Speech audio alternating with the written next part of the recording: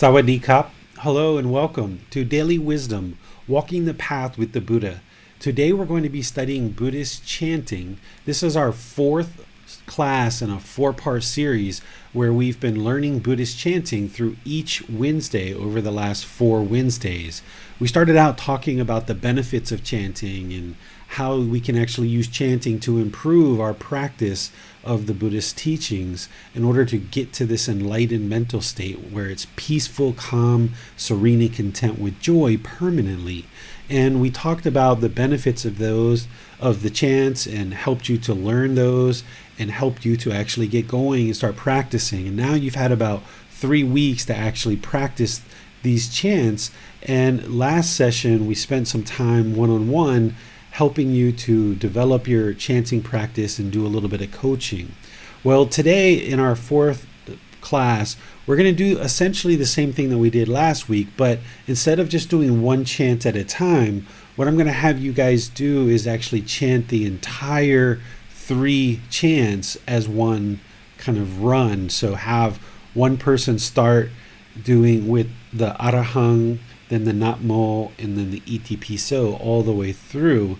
So you guys get a habit of actually doing the whole chant all the way through, and we can kind of help you with any kind of feedback. But to get us all warmed up, I thought what we could do as a class is go through these chants 3 times like we've done in the past, where we just start with the first one, second one, third one, and then start over first one, second, third, first, second, third. And then after that, we'll do our individual study where you guys can actually go through yourself. We'll turn on the microphone in Zoom. Anybody who's in Zoom, you'll be able to get some practice going. And today, I'm going to be able to display over live stream anybody who volunteers in Zoom so that we can actually see your video and hear your audio in Facebook and YouTube and all the other places that we're streaming to. So that'll be an added benefit for today. So thank you for joining. Glad that you're interested in learning these chants. Let's go ahead and get started with just going through 3 times with the Arahang, Natmo, Iti Piso, Arahang, Natmo, Iti Piso, Arahang, Natmo, Iti Piso as a class.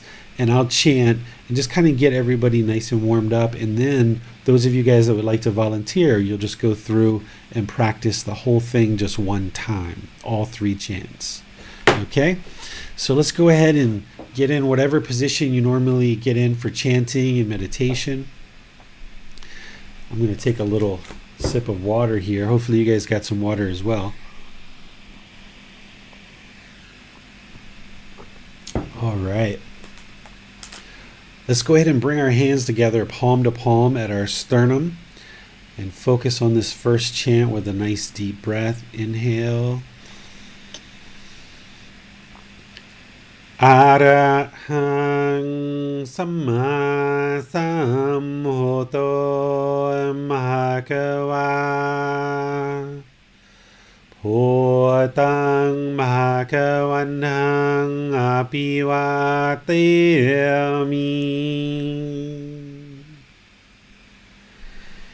Sawakato Mahakavata Tammo Dhammang Namasami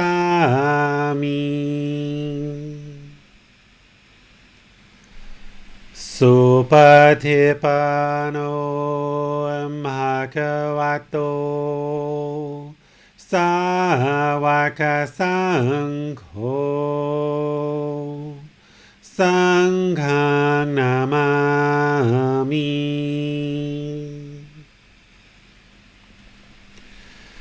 Namo Tassa Bhagavato Arahato Samma Sambuddhassa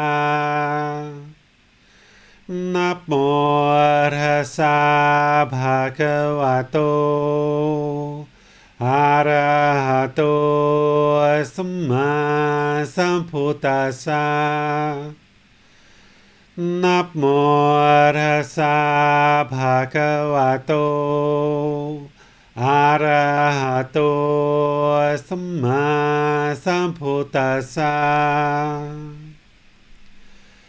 อิติปิโสภะคะวะอะระหังสัมมาสัมพุทโธวิจาจารณังสัมมุโนสกขาโตโรกาวิตุอนุเตโรปุริสาดามาสติสัตตาตาวามนุสนังพุทโธภควาติ Okay, that was once. Nice deep breath. อะระหังสัมมาสัมพุทโธภควาพุทธังภควันตังอภิวาเทมิ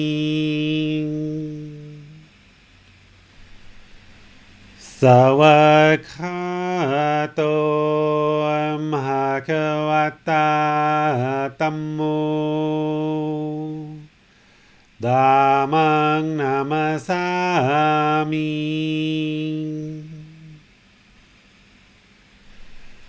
สุปฏิปันโนภควโต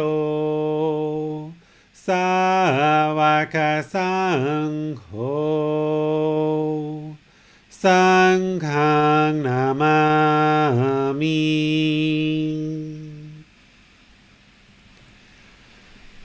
นะโมตัสสะภะคะวะโต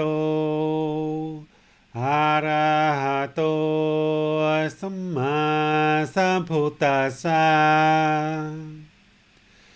นะโมตัสสะภะคะวะโตอะระหะโตสัมมาสัมพุทธัสสะนะโมตัสสะภะคะวะโตอะระหะโตสัมมาสัมพุทธัสสะอิติปิโสภะคะวะ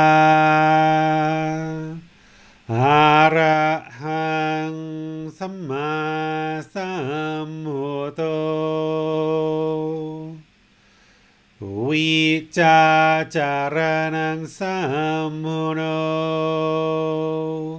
สกขาโตโรกาวิตุ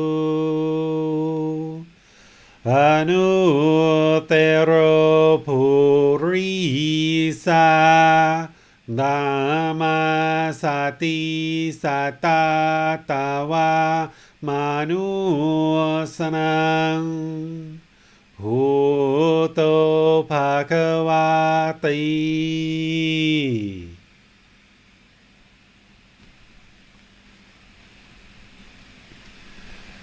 อะระหังสัมมาสัมพุทโธภควาพุทธังภควันตังอภิวาเทมิสวากขาโตภควตาธัมโม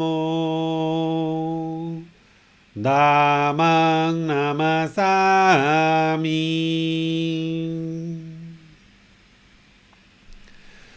สุปฏิปันโนภควโตสาวกสังโฆสังฆังนามามิ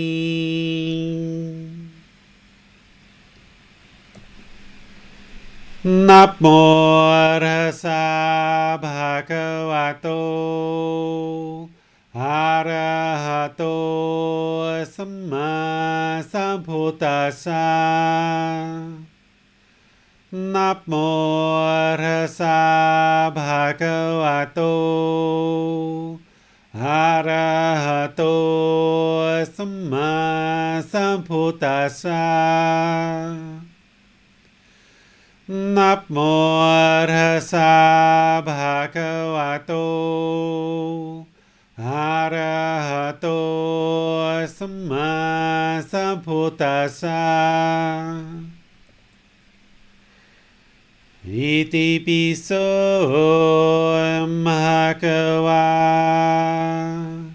อะระหังสัมมาสัมพุทโธวิจาจารณังสัมมุโนสัคขะโตโรกาวิตุอนุเตโรภูริสานามาสติสัตตาตาวามนุสนังพุทโธภควาติ All right. Everyone should be nice and warmed up now. So, who would like to practice going through all three chants? And if you can't do all three, it's okay. You can just do the ones that you know, but just kind of getting a nice flow to the chant, starting with the first one, moving to the second or third. And if you can do all three, that's great. If you can only do one, that's fine. If you can do two, that's fine. Whatever works for you.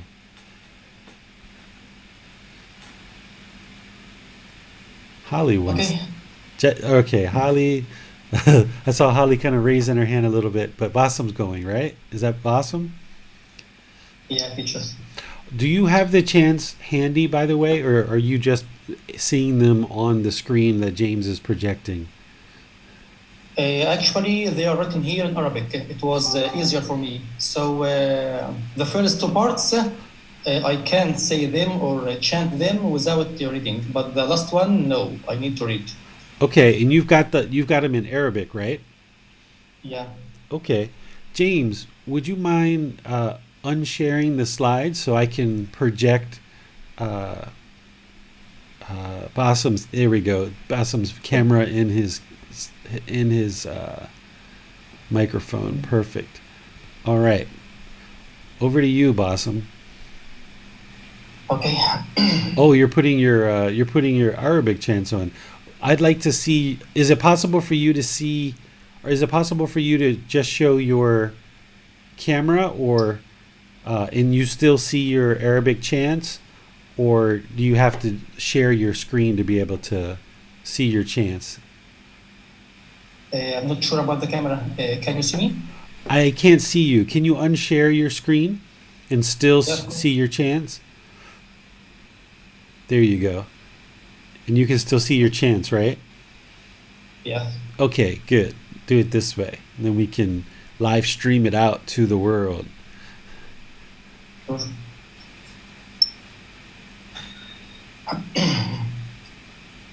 Arahan Sama Samputo Bhagawa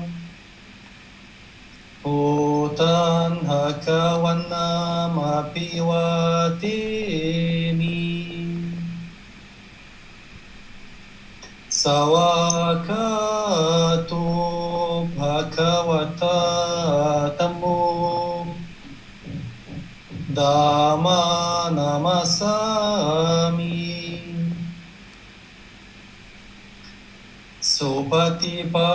Supatipanum Hakavato Savaka Sankho Sangha Namami Namo Hasa Bhagavato Arahato Sama Sambuddhasa Namo Rasa Bhagavato Arahato Samma Sambuddhassa. Namo Rasa Bhagavato Arahato Samma Sambuddhassa.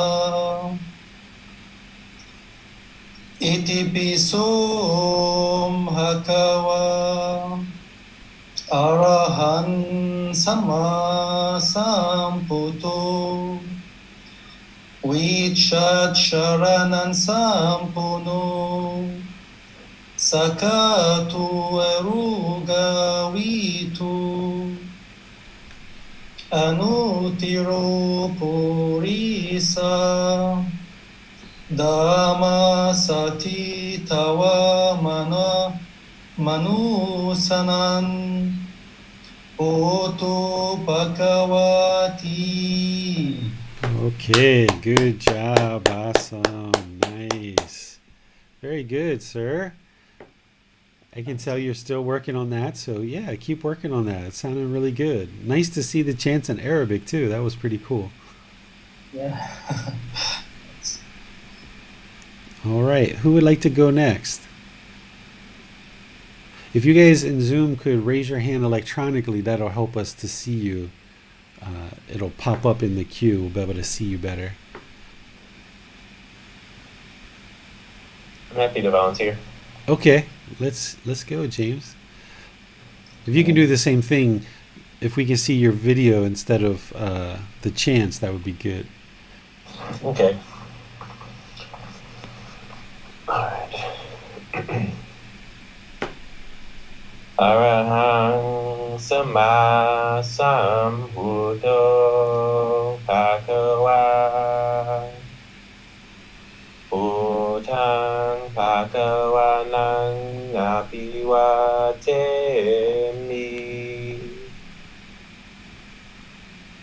Sawakato Bhagavata Dhammo Dhamma Namasami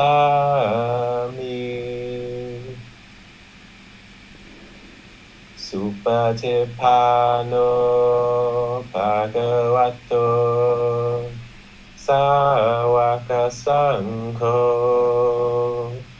Sanghang Namami Namo tassa bhagavato arahato sama sambuddhassa. Namo tassa bhagavato arahato sama sambuddhassa. Namo tassa bhagavato arahato sama sambuddhassa. Iti piso bhagava arahang sama sambuddho Vichacharanang sampuno Sakato roga vitu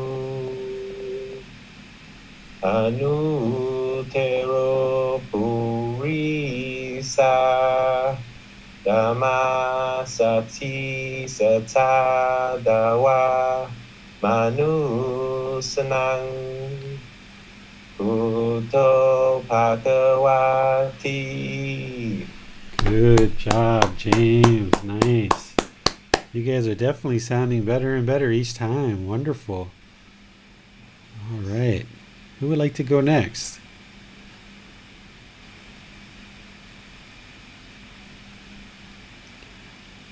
I think the live streaming part was a bump up from last time, right? That we're projecting everyone's video out to live streaming. How much do you really want to work on that shyness? if none of you guys are interested in volunteering, we can go to meditation and questions about anything you guys are studying on the path. We don't have to do Buddhist chanting, but I just would like to give you guys an opportunity if you guys would like to do some chanting. I can try, Teacher David. Okay, let's see what Manal is going to do.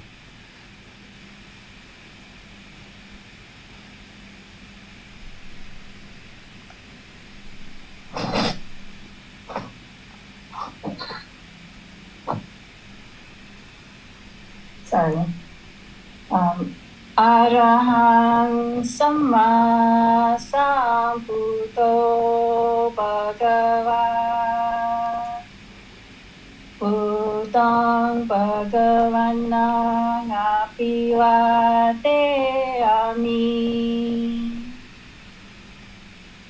Savakato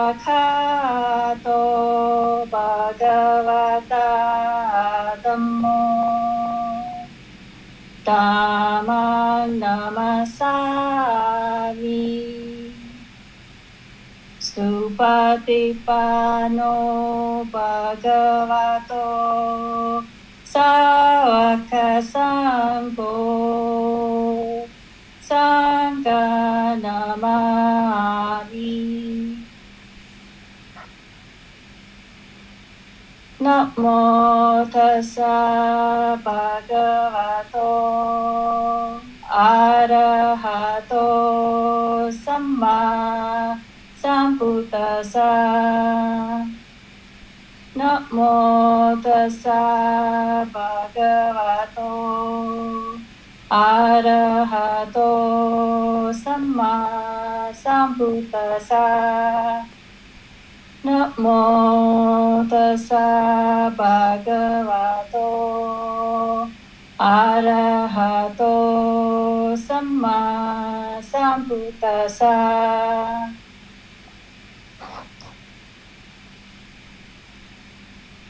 Iti piso bhagava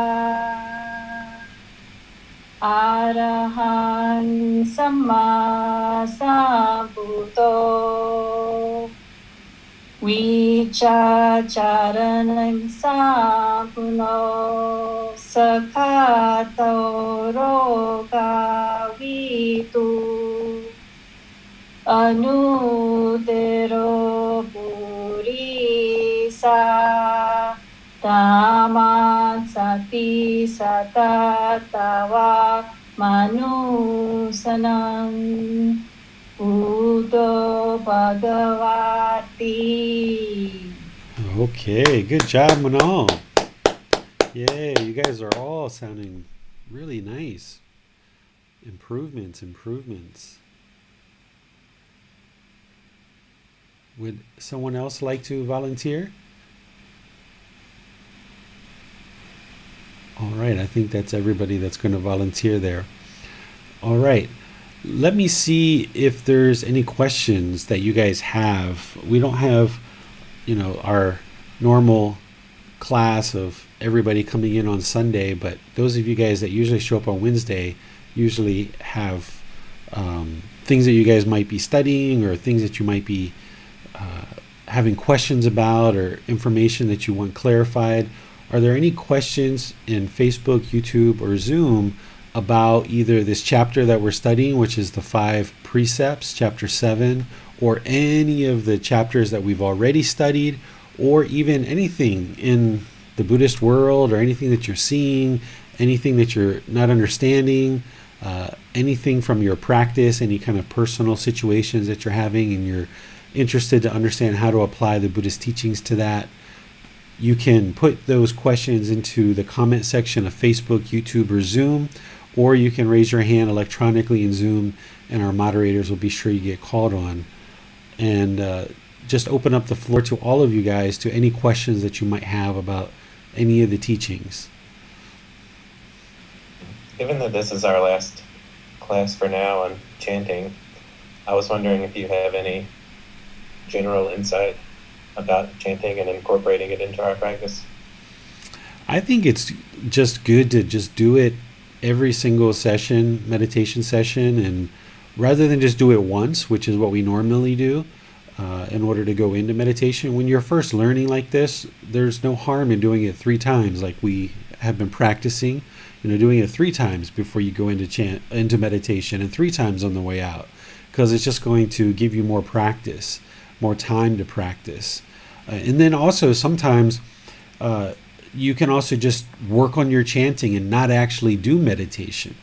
I used to do that sometimes, where I would just spend 30 minutes or an hour just working on chanting and only chanting, and build up that one component. And then when I would do meditation, I would just do it once going in and once coming out. So you can do it both of these ways, where if you only have a certain amount of time and you want to incorporate it 3 times in with your chanting, you can do, or with your meditation, you can do that. Or if you've got some extra time and you want to do some isolated work just on the chanting, you can do that. One of the other things that I did, this is really helpful, is if you're ever in a place where there's like some acoustics, like in a bathroom or in a tunnel or something like this, the acoustics really help to fill out the sound, and it can really help your ear to hear how it should sound. So if you're just sitting in your room somewhere and your voice is getting deadened with the curtains and the other things that are in your room, the acoustics aren't as good and it might not sound the same. But if you ever find yourself in a tunnel or in a bathroom or something like this, you can practice. And I used to sometimes go in the bathroom and practice. And this helps to kind of fill out the sound and gives your ear a time to hear what it can sound like if you really project and kind of allow the sound to really roll. And it can be very invigorating for your practice that you hear that. And it's like, oh, wow, that sounds quite nice. I like that. And it can really be motivating for you. Yeah, perhaps right effort to practice while we're in the shower.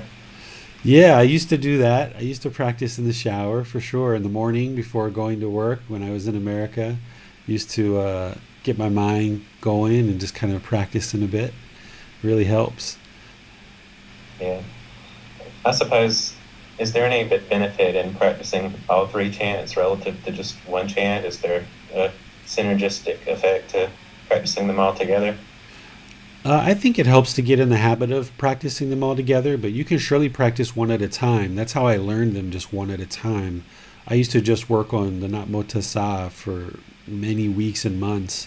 And then after I felt like I kind of got that one a little bit, then I would move on to the Arhang and into Iti Piso. But I wasn't really prioritizing my practice when I was in America. And in fact, I really didn't truly understand what the Buddhist teachings were all about when I was in America. I understood that they were interesting. I understood that they were helpful, and I supported the temples with a lot of donations and things like that, but nobody ever sat me down and said, okay, now there's these 4 noble truths, and it's all about this discontentedness and eliminating the discontent mind. And nobody ever did the things that you guys are getting with having a teacher. And so when I was in America, I didn't really prioritize practicing because I didn't really know what it was. I didn't really know how it could benefit me. I didn't really truly understand it. I just kind of supported it because it was a Thai thing, and I supported all things Thai because I was into Thai culture and Thai massage, and I knew that it was helpful, but I really didn't know how. I didn't really know what it was all about until I arrived here in Thailand without working and without having a career and all the things that I had when I was in America, and all the thousands of people that needed my attention running businesses in America. I was able to just focus on figuring it out. And then being here in Thailand and not just reading it in a book, but being able to go outside and say, oh, there's that generosity. I'm eating at a restaurant and they're smiling, they're happy, they're friendly, they're polite, they're respectful. After my meal, they brought me a big plate of fruit for free. I didn't even pay for it. I didn't even ask for it. They just offered it to me. Wow, that's generosity.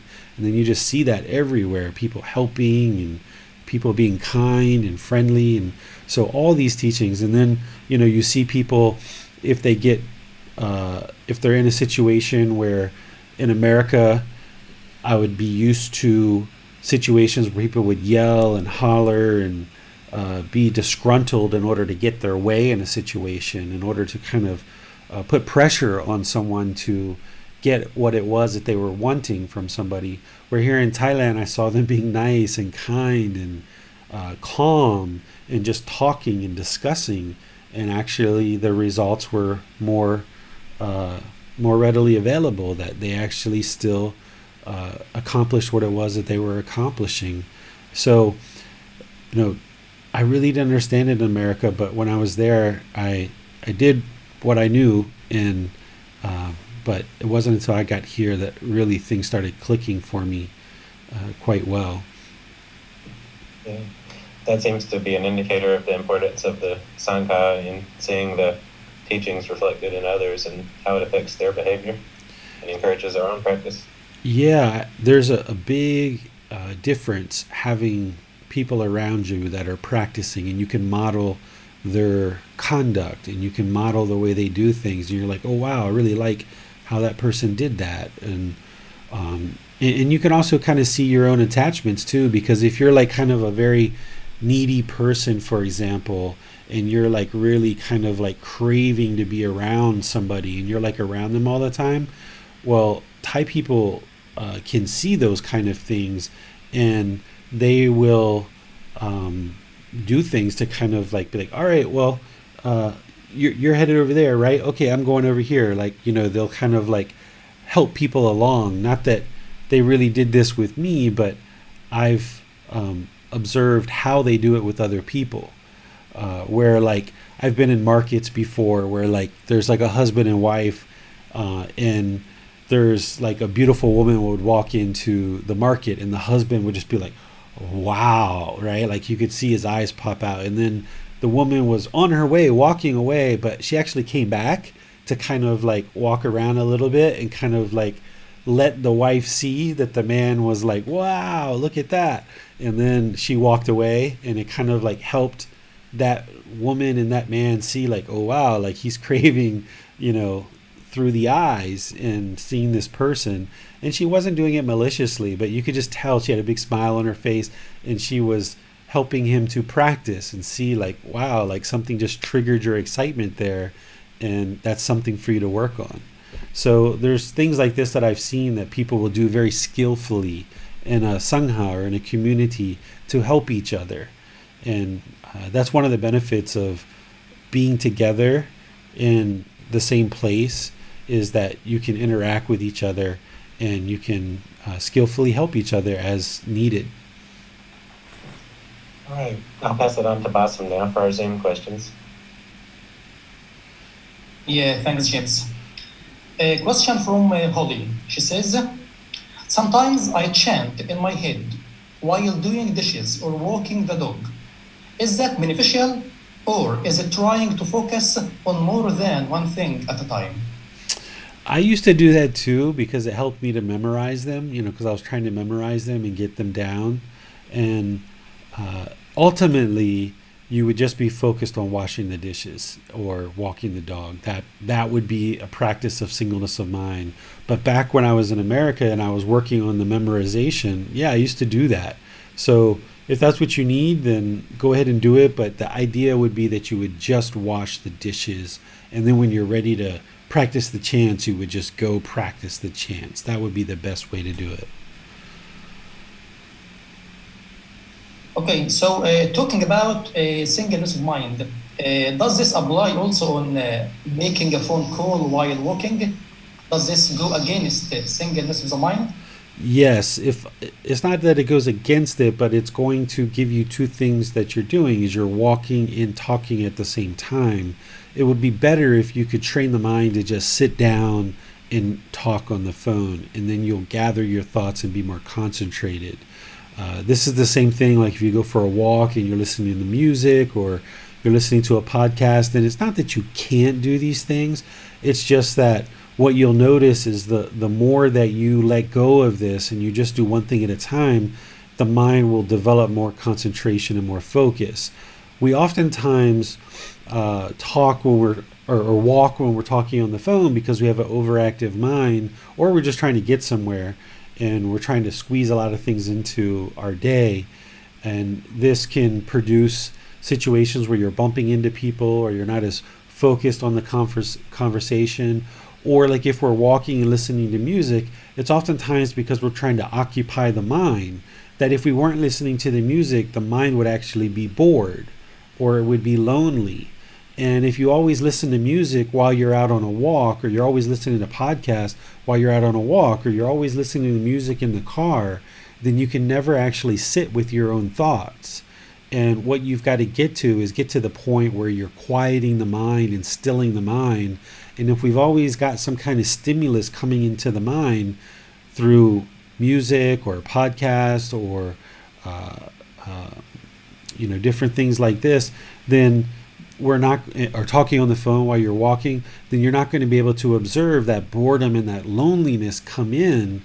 And then once you see that, be able to actually figure out, well, what's the craving, desire, attachment?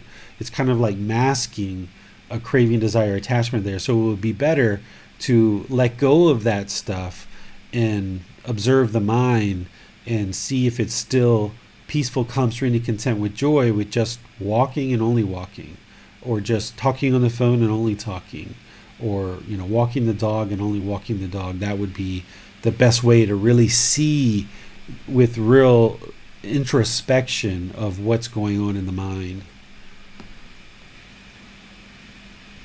Okay, another question about focusing on or observing the mind state. While meditation, mostly there will be some thoughts. So is it better to just let it go, or maybe it would be a good idea to observe these thoughts to know which kind of craving does the mind have? Is this during meditation or outside of meditation? Yeah, during meditation. During meditation, you should always cut your thoughts, always let them go for breathing mindfulness meditation, because that's a dedicated, active, purposeful training session where you're working to eliminate craving, desire, attachment, and you're trying to arise mindfulness or awareness of mind. And then in that meditation session, what you're doing is you're just training the mind to keep coming back to the breath and back to the breath and back to the breath. And you're never going to eliminate the thoughts entirely. You'll get to periods where you can have long periods where there are no thoughts whatsoever, but there will be a thought. Even the thought of, I don't have any thoughts, is a thought, right? So that's why we'll never be able to fully eliminate thoughts. If somebody tells you that they're eliminating thoughts and they've completely got to a point where they don't have any thoughts in meditation, it's like, well, how did you know that? Well, I knew because when I was in meditation, I knew I didn't have any thoughts. Well, that's a thought, right? That you didn't have any thoughts. So we'll never actually fully eliminate thoughts, but what we'll do is you'll get the mind really well trained that it will let go, let go, let go easier and easier.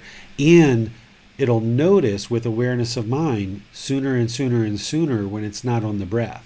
So that's what you're targeting in meditation with breathing mindfulness meditation, is training the mind to more easily, more quickly let go, and also awareness of mind, being more quickly aware, more readily aware when the mind's off the breath.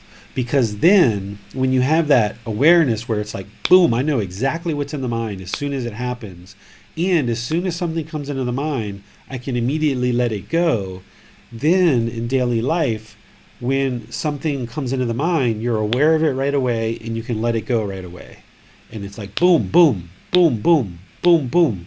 And then eventually you get to the point where the mind is just, there's no anger, no sadness, no nothing that is arising in the mind. It's just always peaceful, calm, serenity, content with joy, because you've gotten so good at being aware of the unwholesome thoughts and cutting them off.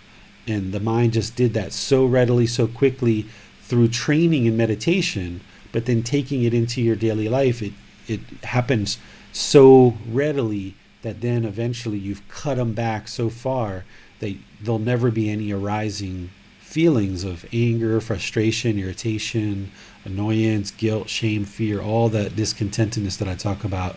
It won't ever arise because you've cut it back and cut it back and cut it back.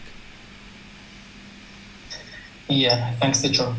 Holly has her hand raised, so let's go to Holly.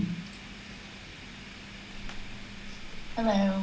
I thought this would be too complicated to try to type in the chat, so I thought it would be easier just to ask it because I don't really know how to word it exactly. During meditation, I think I've found in the beginning, like when I first start, how you said that letting go of thoughts is getting easier and easier. And I identify, oh, don't think about that, cut it off, and keep going with breathing mindfulness meditation. And I do that for however long, I don't know how long it is, but when I make the effort to go into loving kindness meditation, I find that my mind gets off course and I don't realize it because I'm thinking about what I'm saying. And if I say, when I do myself, may I be peaceful, that part goes okay.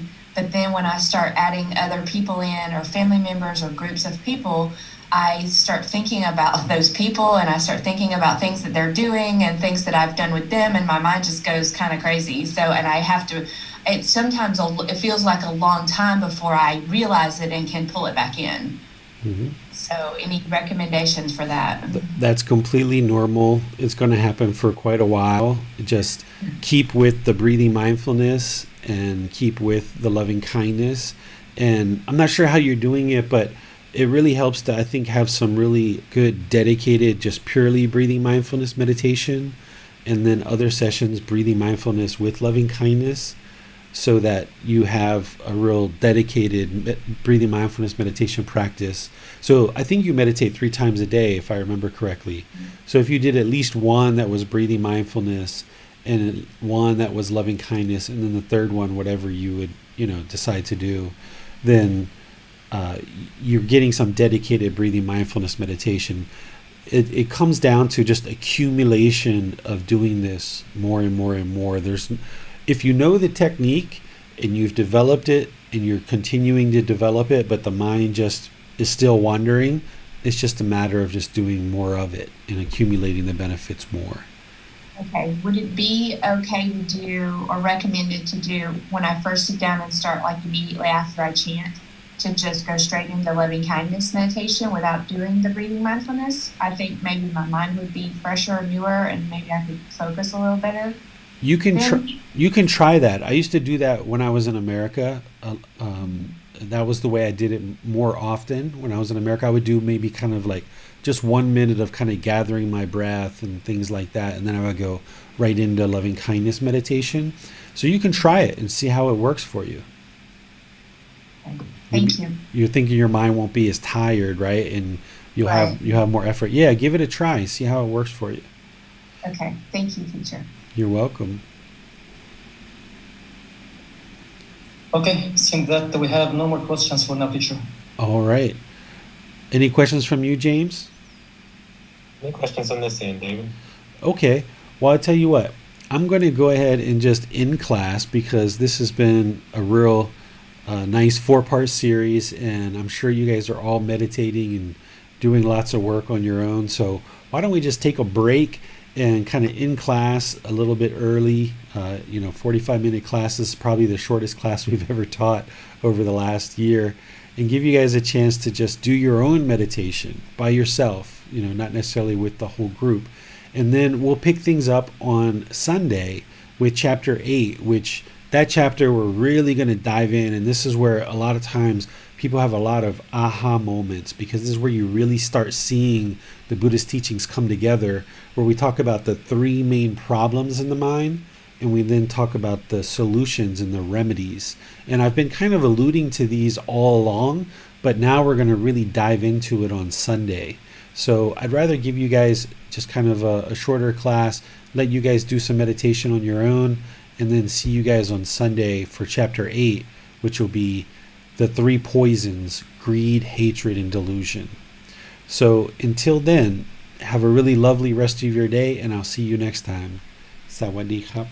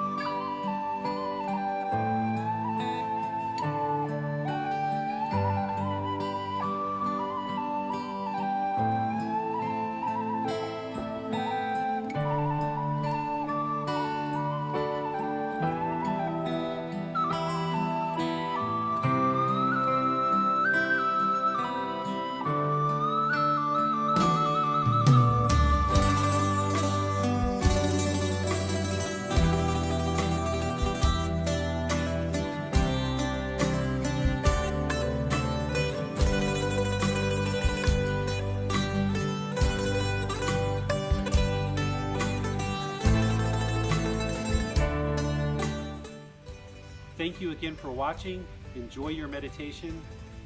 Look forward to seeing you online and answering any questions that you might have. Thank you so much.